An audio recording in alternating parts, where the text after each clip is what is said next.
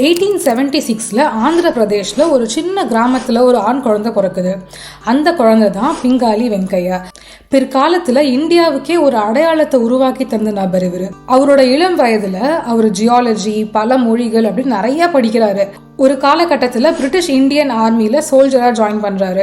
South ஆப்பிரிக்காவில் நடந்த Boer வாரில் இவர் பார்ட்டிசிபேட் பண்ணுறாரு. அங்கே தான் அவர் ஒரு விஷயத்தை அப்சர்வ் பண்ணுறாரு. பிரிட்டிஷ் ஆர்மி, அவங்களுக்கு ஆப்பனண்ட்டாக இருந்த ஆப்பிரிக்கன் ஆர்மி, இவங்க எல்லாருமே ஒரு கொடியை பிடிச்சிக்கிட்டு அந்த கொடியை ரெப்ரசன்ட் பண்ணி ஃபைட் பண்ணுறாங்களே, அந்த கொடி அவங்க ஆர்மியை ஒன்று சேர்த்து ஒரு தேச பக்தியை உருவாக்குதே அப்படின்னு அப்சர்வ் பண்ணுறாரு.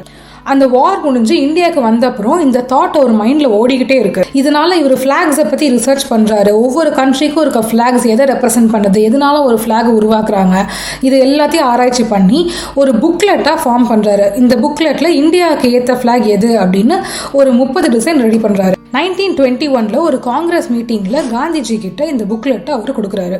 அதில் ஒரு டிசைன் தான் red and green stripe, middle ஒரு ஸ்பின்னிங் வீல் இருக்கு.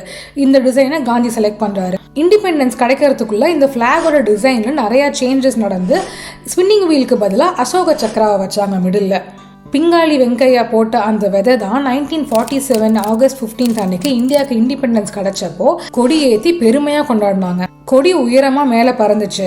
ஆனால் அது உருவாக காரணமாக இருந்த பிங்காலி வெங்கையா எல்லாராலையும் மறக்கப்பட்ட நபராக ஆகுறாரு. வறுமையில் வாடி 1963 இறந்தும் போயிடுறாரு.